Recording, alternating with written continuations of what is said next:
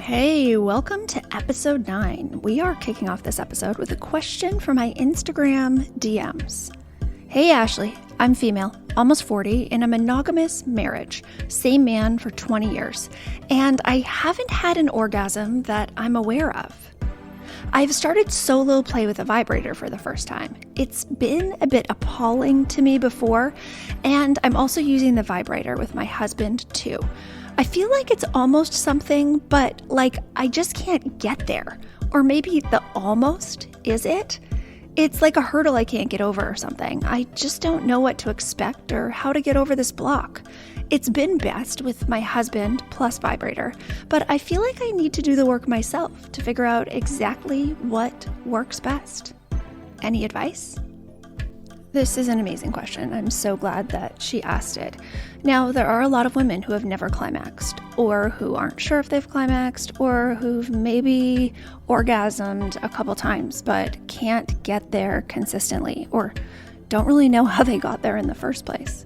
The thing that leads to great orgasms, almost always, is an incredible lead up. So, thinking of the things that get you feeling sexual and comfortable or relaxed or just really at peace in your body, whether that is a massage or a jog or a nice bath.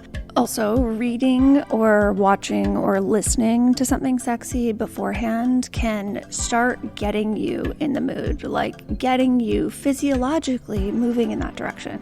So I love the Dipsea, D-I-P-S-E-A audio app. It's erotic audio stories. And making sure you're really turned on before you even start.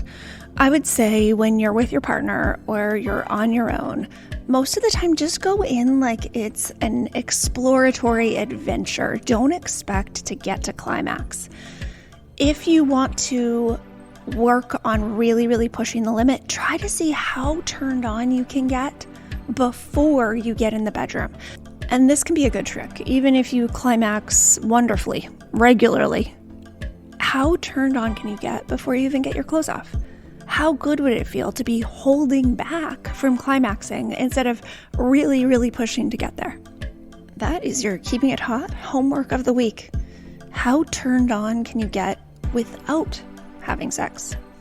Now, on with our episode.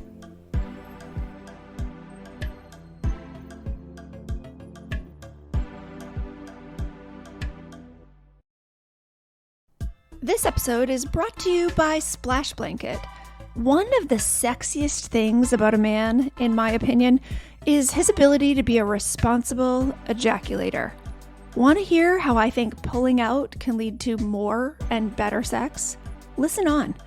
And in the meantime, go to splashblanket.us and use code KEEPINGITHOT for 11% off so you'll be ready for the easiest cleanup you've ever experienced. If you're a man who has sex with a woman, here is my number one tip for having it happen more often. Pull out. Every time. Every single time. It's cleaner. It's easier, and for many women, it's more comfortable.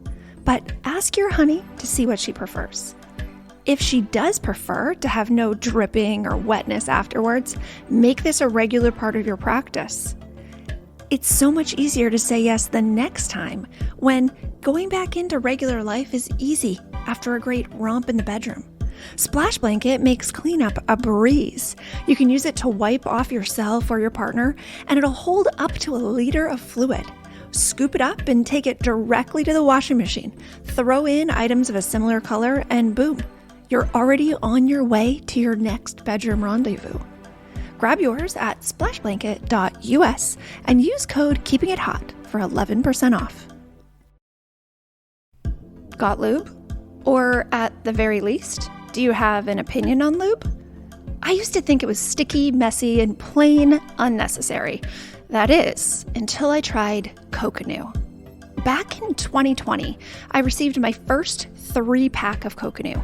Oil-based lube, water-based lube, and their hemp-infused body oil. And I was sold. Since then, I've used Coconut every single time I've been intimate. Why was it love at first touch? Well, it's made with natural and organic ingredients, so I can feel good about what's going on in my body. It also feels, smells, and tastes great.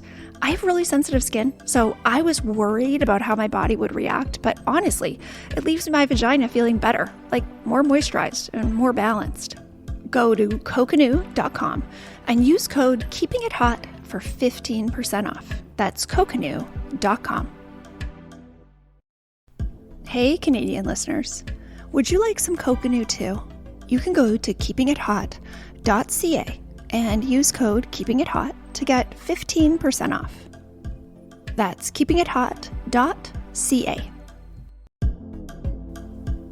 They say you can't teach an old dog new tricks, but in the bedroom, there's always room to learn. Show your willingness to try new things with the After Dark workshops.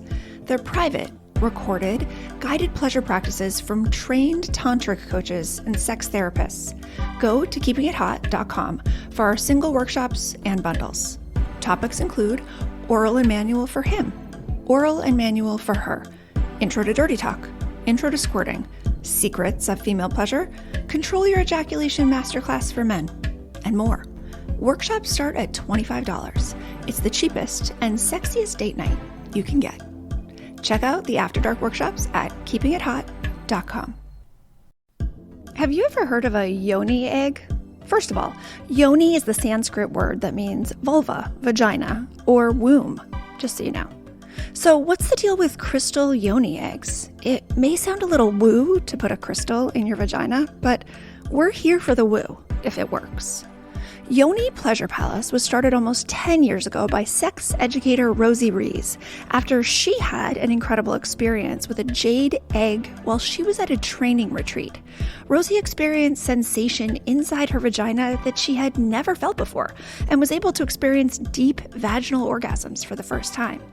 Ever since, she's been on a mission to help women slow down their pleasure practice. If you want to get more in touch with your body to experience longer, deeper, more satisfying climaxes, click over to YoniPleasurePalace.com to check out their beautiful selection of yoni eggs, as well as luxury crystal and glass wands for gentle, slow build-up, big return sexual satisfaction.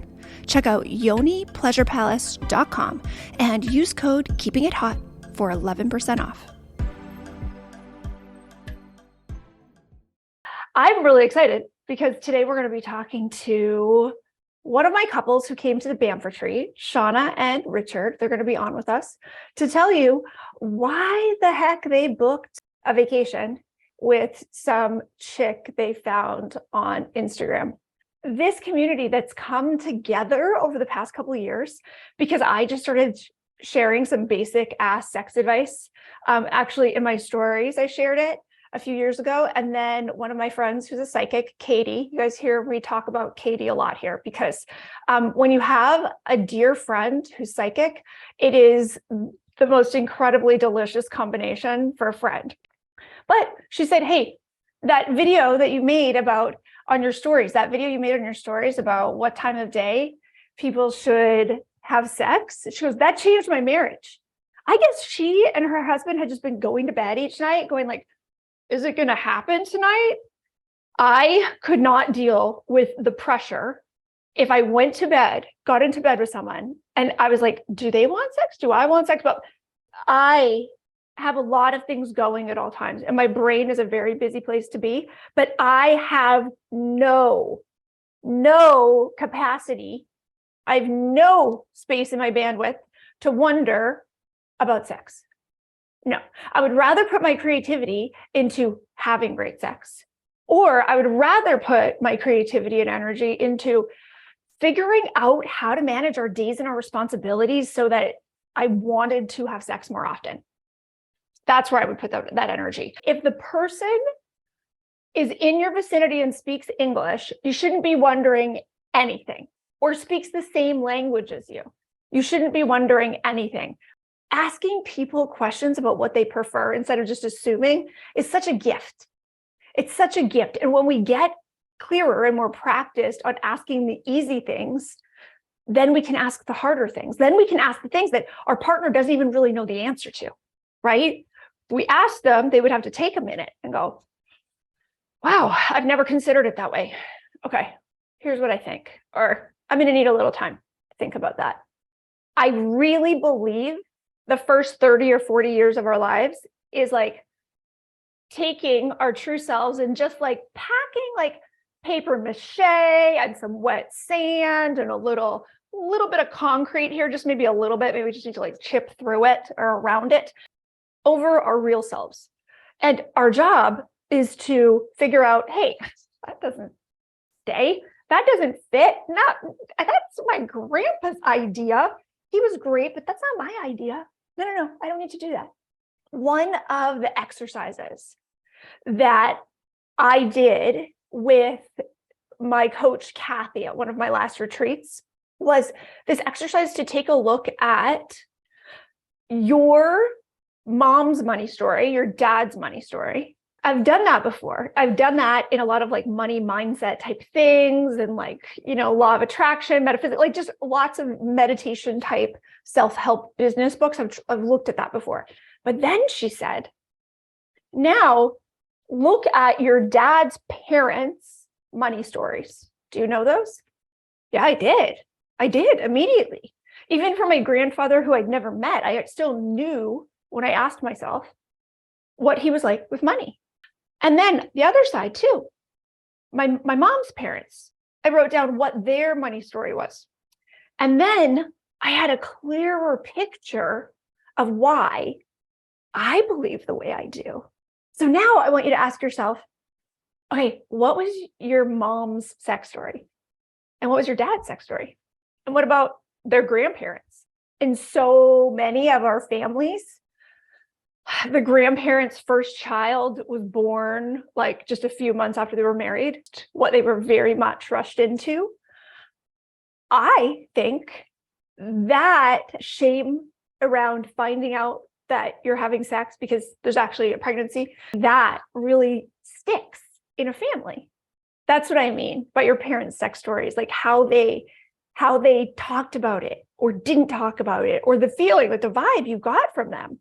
But so did you get a vibe from them that they never ever did it? Because like they did, right? At least a few times. So did you just think they didn't outside of that? So what did you think a marriage would look like if there was a lot of sex going on? Do you think a marriage with great intimacy, right? It's exciting and they're getting on, like they're hot for each other. Do you think you can tell that outside the bedroom?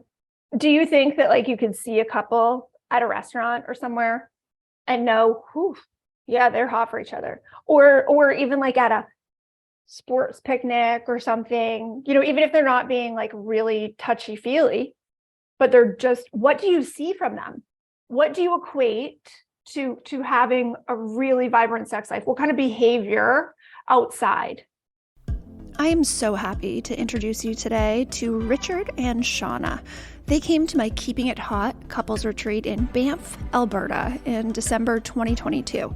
They're going to share how they took their relationship from a place that was a little stuck and a little unhappy to a much better, hotter, more connected, and more loving result. Want to make sure you hear about future retreats and in-person events? Go to keepingithot.com and enter your email to get my free Keeping It Hot tip sheet. You'll get the free PDF delivered to your inbox instantly, and you'll be on the list for all important updates. Now, here's Richard and Shauna. So guys, tell us about the two of you. How long you've been together, about your amazing kiddo, Rexford, and like basically like relationship up till here, or up until like you found the Keeping It Hot stuff.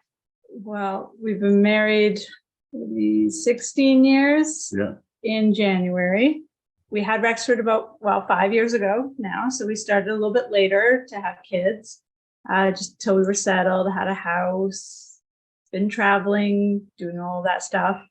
Last few years, we realized, we've had a kid, pandemics happened, we stopped communicating.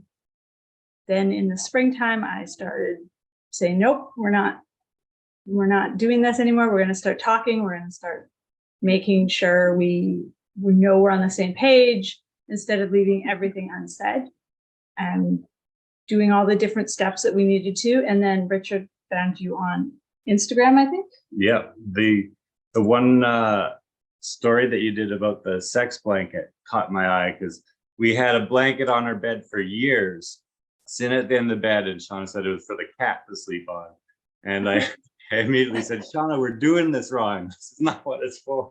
That's not what it's for. And then did that become your dedicated intimacy bed covering, or did you get a different one? We have a few now, because of course you do. I don't like doing laundry every day. So we have a few, and now we have a splash blanket as well. Okay, question. So Richard, you saw a story or a video about a sex blanket. Did you send my content? I just want everyone to know this, because I say this a lot, and every time I do, people still look surprised. So I'm like, oh, I guess I need to keep repeating myself. 80 to 90% of my DMs are for men. And they're for men who find my content and they're like, hey, I don't think you ever said golly gee to me in a DM, Richard, but they're like, hi, golly, thank you so much for the content you're making. It's really helping me communicate with my wife. Like we're getting along, or we're like understanding each other, or this fight that we've been having for like 5 years, it's not a fight anymore because now we understand each other. So did you send Shauna that video right away, or were you following me, or what? How did that happen? Or did you just say, by the way, we're going to Banff next week? No, I think I started showing Shauna some videos, and she sort of like, yes, this is exactly what we need to hear how to keep things hot and how to communicate with each other. Because it was probably summertime when you showed me. Yeah. Because I think I read Swing in the summer. Okay, so you did grab my book after you'd seen some videos or were following, right? So I read the book and then told him to start reading. So he started using the audiobook, and then we both were following you, and that's when we both saw the story about Banff. We're like, that's not that far from us. What did you guys expect going in? Like, bottom line, at least we're gonna blank. Yeah, I think bottom line, it was going to give us the time just to be together and focus on each other and the communication between us, take us away from the day-to-day busy life that we have. Yeah, the chaos. Yeah. And what I got were a lot of notes from people who said that things changed in their dynamic and the way they were like getting along, or at least like talking about things, even before they went on the retreat, like after they decided to book it. What did you guys notice when you said, hey, we're going to do this? I think we were just excited at the prospect. We were like, we're going to need a vacation away from the kid after our other vacation. And this was our first time really away from Rexford, like other than just a night here or there. What was the best surprise overall? And then like, two of you too, like things that you're realizing about each other. One thing that surprised me is just the interaction with the other couples, and how easy that was, and how friendly and everybody was. That kind of surprised me, how the interaction between everybody at the retreat. Yeah. It felt like everybody showed up with open arms, open hearts, and ready to listen and make friends. We haven't really felt that in a couple of years with the pandemic, and I feel like people didn't realize how much they were missing that kind of social interaction with people. When you're coming together for a common sort of goal, like a lot of pretenses drop right away, right? I'm just going to assume that this is a nice person here, right? Like there are only 25 of us or whatever, like we're just nice people here, right? Nice people. What was something that you guys realized about yourselves or each other while you were there that may even be something little, but that's like helps your communication or working together now?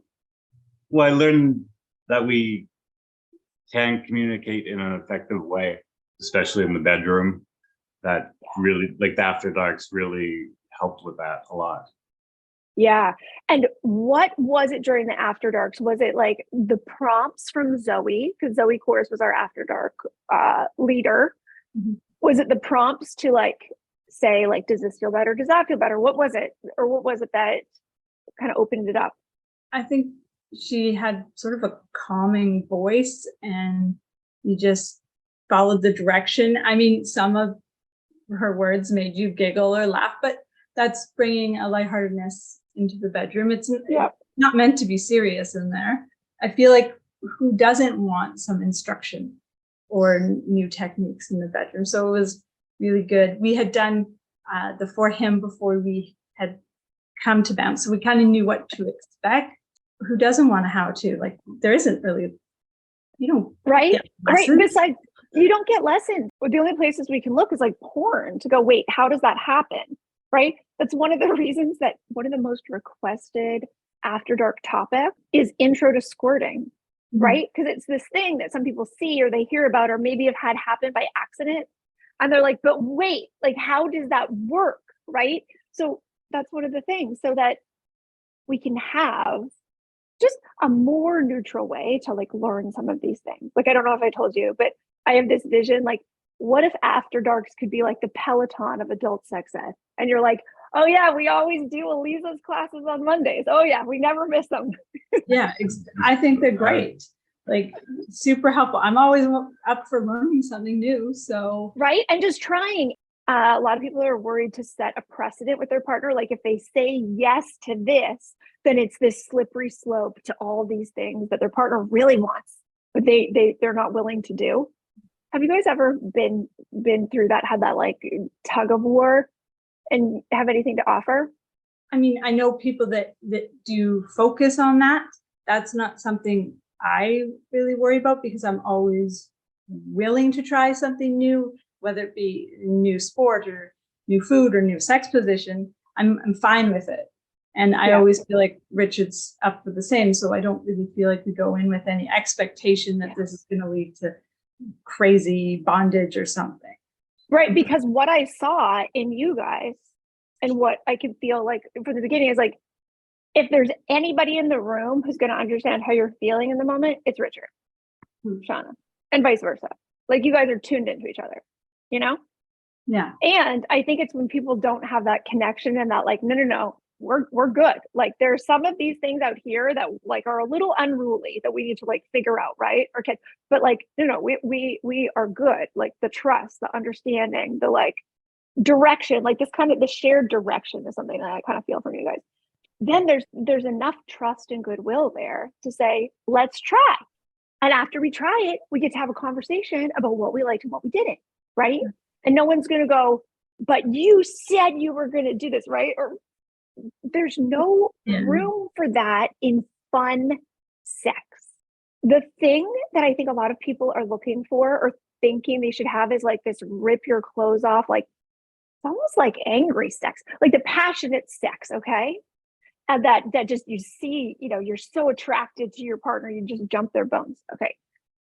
What I think some people are missing is that one of the most incredible things about long-term sex is that it gets to be so fun and it gets to be so playful. And if we can just lighten up around it a little bit, then we open that area, right? And then we open that area for like, you don't have to get it right. You don't have to look completely sexy. If you fart, that actually made it so much funnier that we were trying that new thing, right?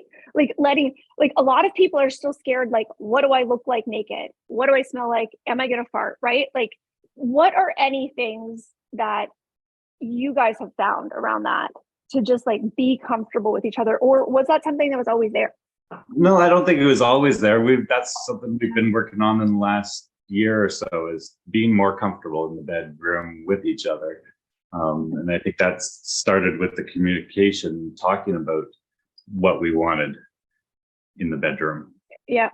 And outside the bedroom, which it all has to be working in order to have the right like setup for everything to go well. What was it for you guys? Was it an outside the bedroom communication issue that made you go, listen, we got to just start doing things differently? And then that led you to changing things up in the bedroom? Or was it a bedroom problem in quotes that led to the other? I think it was more outside the bedroom. Like, he was working so much. We did not have a work-life balance going on. So there just was so much left unsaid because it just didn't feel like time in the day to talk about the topics. And I said, we need to come up with a better work-life balance. There's no reason we can't. You don't need to roll out of bed and immediately start work and then put the kid to bed and go back to work. You don't need to do that. There's ways around this. You schedule your day accordingly so that you have some breaks. You need to take time to eat. You need to take time for yourself. And taking time for yourself is our biggest challenge right now. Yeah. And taking time really for yourselves. That's what you mean, right? Like rather than together. So, okay. I want to hear more about that. But first, Richard, when you were in that mentality of rolling out of bed, do you work from home? Yes. Yeah. Rolling out of bed, going to your computer, taking your coffee, being like focused like this, right? I'm guessing you weren't like, screw Shauna and the kid. I'm going to be an asshole. I only care about money, right? Like, I doubt it was like that intention, right? That probably you had an intention that seemed like felt very valiant, like felt focused, felt responsible, right? Right. Yeah. That we can just overdo it sometimes. We can overdo it. So tell me, where was your mindset when you were in that routine, and how long were you in that too? Kind of that autopilot overwork before you guys started shifting? Probably since I started working from home over about 5 years ago. Okay. Worked from home before the pandemic, and it was snowball effect. It was just, there was always stuff to do, so I found it hard to just stop. And his guys that work for him depend on him doing the work so that they have work, for them to get into the field and to work. So he always felt this pressure. Well, they're not going to get to the job site on time. They're not going to get this. They're not going to do that. So I need to just work. I'm like, but if you take some things off your plate, delegate. That's what a boss is supposed to do. When we look at things in a creative way, oftentimes there's the possibility for doing more for yourself and your partnership benefiting, doing more for your partnership and your child benefiting too. All boats float. So when you're helping that tide rise, just like the trust and the ease and the joy and the fun in your home, everybody gets to feel better. Just to send us out here, you all have had to have a lot of honest conversations, right? And I'm sure there were times when there was fear there, like they're going to be upset or not understand or be mad, or this is just going to make it worse. What has been on the other side of actually saying the thing? Was the fear warranted, or was it easier than that? For me, I was me that started to bring up the hard things to talk about because I was so tired of not talking about them. I'm kind of when it needs to be done, let's get it done kind of a person. So I said, I have to put the fear aside and just get it done, because the not knowing is worse than the fear for me. Yeah. And there's a relief feeling after we talked through things. Like we did your workbook, and that brought up a lot of talking points, that stuff that we didn't want to bring up because it was old or scary or anything. Yeah. After talking about that, there was huge relief and made everything so much easier. Yeah. Right. Sometimes we worry if our partner sees our fears, then they're going to crumble. Right. Yeah. Yeah. And sometimes when you're, almost 2 decades into your relationship, you're like, all right, we're still running some things on V1 around here. Right. And we've upgraded the versions of other things. So okay, let's take a look at how we do this. And we do it constantly. Does anybody have an iPhone 6? No. Right. Maybe he's sitting in the dustbin, but yeah, Rexford, the 5-year-olds, the toddlers play with them, right? They probably don't even turn on. But the thing is, we upgrade everything, and we think if we just pick the right person, then we should just, after you say I do, then it's just like, oh, you picked the right person, you're going to get along well enough, you were compatible, you liked them. But it's things change, right? And thank goodness we're able to have these conversations so we can just upgrade our operating system. Right. That's a good way to put it. Thank you guys both so much. Here is a very special sample from my audiobook, Swing. Don't worry, there are no spoilers here. And this chapter, chapter 4, has been named the sexiest chapter in the book. Personally, there's a sex scene later on in the book that's my favorite, but readers, again and again, say that this one is the hottest.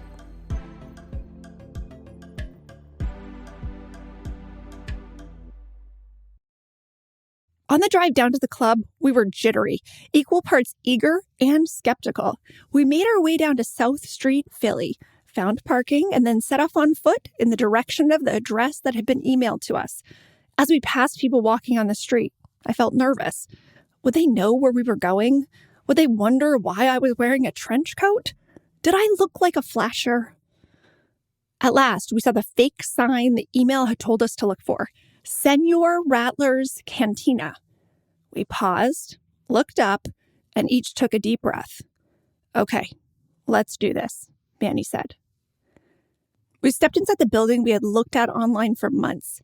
It looked just like the pictures, except now it was packed wall to wall with people. Heads turned as we walked in, and everyone gave us matching, welcoming smiles. We checked in at the front desk, handing them our confirmation email and our IDs so they could check our membership status. Right on cue, a male host magically appeared to greet us as we surrendered our coats and our cell phones at coat check. "Welcome," he said, face beaming as he warmly offered his hand to each of us. "I'm Chuck. Follow me." As he led us through the throng of people on the main floor, I noticed that everyone was smiling. The crowd parted for us. Everyone acknowledged us as we walked by, raising their glasses, nodding, or giving a little wave. The cheeriness made me feel like we were walking the iconic path in the opening credits for Sesame Street. Sunny day, sweeping the clouds away. Come and play, everything's A-okay. We were unavoidably carrying the mark of newcomers. Not only were we being led through the club, but we were wide-eyed, blinking, exhibiting the curiosity of newborn baby deer. And my goodness, we must have looked young. Manny, with his Mediterranean bloodline, could grow a 5 o'clock shadow by 10 a.m., but he was still just a couple of years away from his college football prime. And I had yet to encounter an instance in real life where I didn't get carded. Our rookie status could not have been clearer, even if a neon sign hung above our heads flashing fresh meat. Despite this, or maybe because of it, the treatment we received felt like an authentic welcoming. It did not feel like the creepy, predatory type of attention I sometimes experienced when I was out in the world as a woman. From a mile away, these clubgoers could tell we were first-timers, and they wanted to assure us of the same thing they wanted to be assured of on their first visit. "Hi, welcome. We're so glad you're here. No need to be nervous. We're all just normal people." And they seemed to be. On the outside, they were all remarkably normal-looking people, the same variety of which we'd encounter at the grocery store. As our host gave us the tour, I tried to guess everyone's occupation as we walked past them. Tattoo artist and hairstylist. Librarian and accountant, or something equally serious. Chuck led us through the main floor, flanked on one side by a long bar, and on the other, it opened up into a restaurant, set up with a buffet. Manny and I had already discussed that seeing someone grab a plate of food was the grossest thing we could imagine witnessing at a sex club. We squeezed through a mob of people to make our way to the staircase at the back. It twisted up to a landing into the second floor. Through the low lighting, we saw a sea of mattresses, outfitted in sheets of dark purple and blue. Uniform walking paths were visible between the rows of mattresses and punctuated by towers of clean, dark sheets and white towels throughout. "This is the pit," said Chuck. Following him, we continued our journey up another flight of stairs. The third floor held another bar, a dance floor, locker rooms, and showers, and a platform with a dancing pole. Above the platform hung metal hooks anchored into the ceiling. I didn't wonder for long what they would be used for, as a dominatrix set up shop for the evening and a line began to form for her services. Chuck wrapped up his tour, showing us the change rooms, lockers, and showers. After he bid us adieu, we went back to the third floor bar where we had left our wine, and we each got a glass. "Cheers?" I asked, amused and still a little hesitant to believe this was all real, and raised my glass to Manny. "Cheers," he agreed, and we each took a sip as we looked around. We had purposefully arrived late, after 11 p.m., and as we took a walk again around the third floor, we saw that the club had filled considerably since we began our tour with Chuck. I saw a banister framing a large open area and ushered Manny over to see what was there. As we got closer, we realized it looked down onto the sea of mattresses on the second floor, what Chuck had referred to as the pit. "Don't worry," said a voice from behind. "That will be packed later in the night." We turned to see a smiling, earnest blonde couple behind us. He was tall and broad-shouldered, with hair cut short. She was petite, with a sleek bob. "I'm Morgan," she said, extending her hand first to me, then to Manny. "And I'm Tony," he said, extending his hand first to Manny, then to me. "You guys new here?" asked Morgan. "Yep, first time," I said, trying to stay cool, talking to a real-life swinger. "What about you guys?" "We usually come once a month," said Morgan. "For a couple years, right, babe?" She looked at Tony for confirmation. "Yeah, we've been coming for right around 2 years," he agreed. "But we are starting a new production, and we won't be back for a while. That's why we're here tonight, a last hurrah before all our energy goes into our show." "Show? What kind of show?" I asked and took another sip of my wine. They explained that they were actors, had first met when they were cast in the same play, and they were starting a new stage production that would take every waking minute of their time for the next 6 months. As we chatted, I noticed the music was lower than at a regular club, which made conversation much easier. We decided to take our conversation to the dance floor. The DJ was just starting a game where 3 women were blindfolded. They used their hands and their mouths to identify their partner on the dance floor. I thought this was a spectacular idea. I excused us to get another drink. As I leaned over the bar and asked for a glass of wine, Manny pressed himself against me. He wrapped his arms around my waist and spoke into my hair. "I'm horny." I turned to him and replied through a kiss and a smile. "Me too." We took our wine and walked hand in hand around the bar. Looking over the banister, the mattresses were indeed filling up. The lights were low throughout the whole club, but we could see darkened bodies positioning themselves beside and on top of each other, mouths and hands beginning their search. Behind us, along 2 walls of the third floor, was a wide L-shaped bench that served as a giant sectional. We turned and leaned our backs against the banister, surveying the partygoers perched along the bench. In front of us sat a man with a woman sitting sideways on his lap. She leaned back to kiss him, and he slid his hand high up the front of her skirt, deep between her thighs. To the left was a foursome, 2 men and 2 women. The women were kneeling on the bench, kissing each other, as their partners flanked them, sipping on their drinks. We watched as the women stood and began to peel off each other's clothes. They returned to the bench, the men shifting outwards to make more room, and positioned themselves for 69. 1 woman lying flat on her back, and the other snugly on top of her, each cupping her friend's buttocks and burying her face in her crotch. I felt blood rush quickly between my legs, immediately causing a sensation of fullness and wetness. I decided that I'd had enough watching. "Let's go sit there," I said, motioning toward the corner. We walked hand in hand to my chosen location. I grabbed a towel for Manny to sit on with his back to the corner. I climbed on to sit facing him, straddling his legs with mine. My back arched, and when Manny reached around and his hands touched my butt cheeks,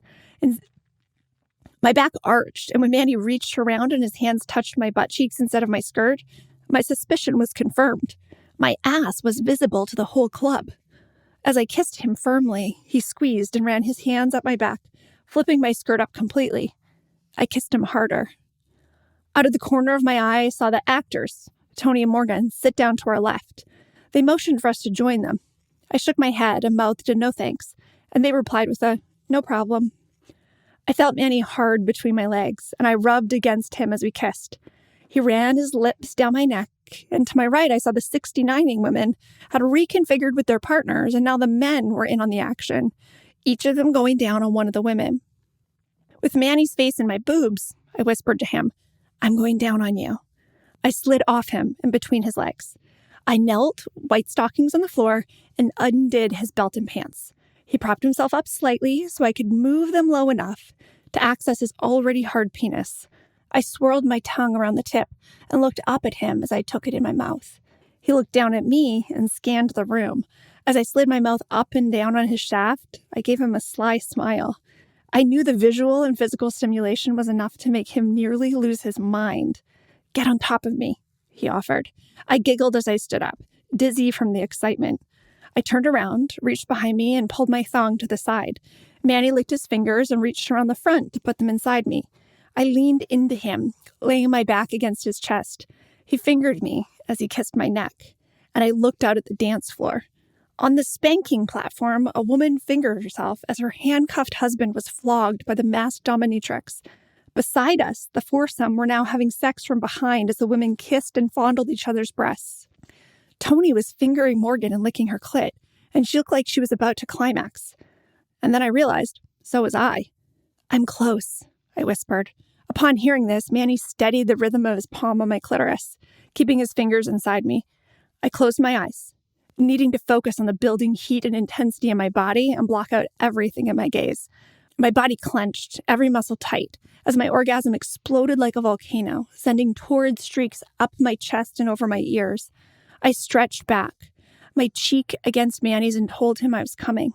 Eyes pressed shut, I saw a rainbow explosion, a kaleidoscope of color that kept spinning behind my eyelids. I fell limp on top of him and looked toward the ceiling. My vision was foggy, but I felt Manny's body beneath me and the bass from the music rattle through the bench under our bodies. Finally, I let my eyes drift down and my vision quickly sharpened. The sex scenes around us seemed to have doubled. Everywhere I looked, I saw different configurations of mouth and flesh. I turned my eyes to Manny's.